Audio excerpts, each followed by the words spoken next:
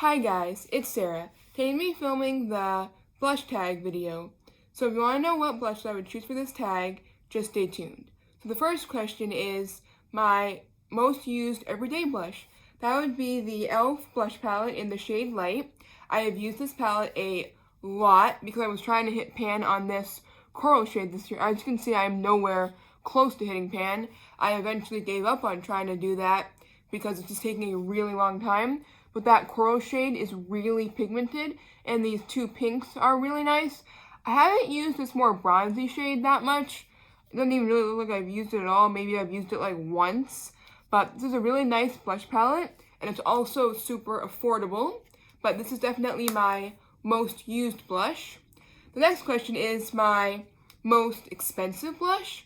That would be this Too Faced blush. It's one of the Sweetheart Perfect Flush blushes. I have the shade Something About Berry, and this blush cost me about $30. I know it's nowhere close to like some of the really expensive blushes out there, but most of the blushes I own are drugstore blushes. I don't have very many high-end blushes, so this one is $30, and it is the most expensive blush.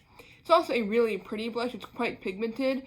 I had this in a project pan for a while, and I really liked it.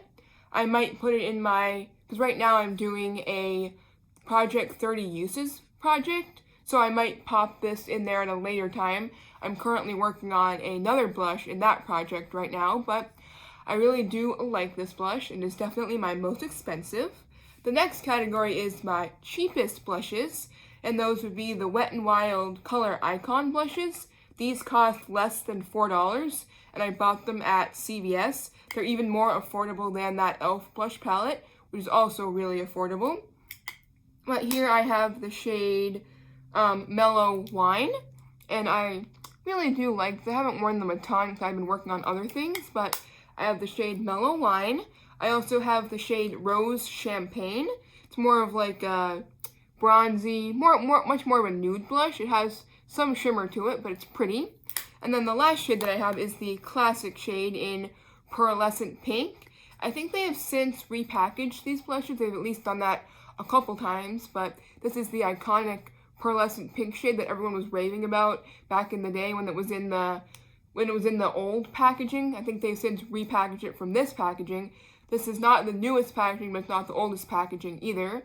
But this is also a really pretty shade. This one was super hyped up back in the day. The next category is my oldest blush, and that is the Revlon blush in the shade Melon Drama. I have even hit pan on this blush. I've since, though, had to repress it because I dropped it and it broke, but this is a really pretty blush. I believe I've had this one since about like 2014, around when I started my YouTube channel, and it's really pretty. I'll give you guys a swatch. It's just like a corally color. Let's see if I can get a good swatch here. You can see it right there. It's like a lightish coral color. I used to wear this all the time because for a while it was the only blush that I owned, and I really liked it. I have since bought a lot more of these Revlon blushes. I have a review on my channel that I'll link in the description box, so you guys can check out my review on these. The next category is the most nostalgic blush, and that I chose the Physicians Formula Happy Booster blush. This blush was talked about so much back in the day. I remember Emily Noel 83, her channel, she talked about this blush, and I bought it because I'd seen her talk about it. It's a really pretty pink color. It's like when you mix them all together, it creates a really pretty shade. You can see it right there. It's that swatch right there. It's really pretty pink color.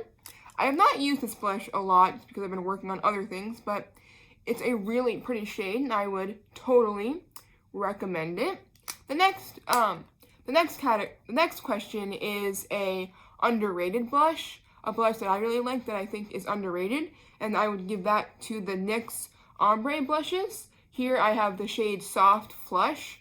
I do not hear anybody talk about these. I reviewed these maybe a year or so ago, a couple years ago, but I really do like these.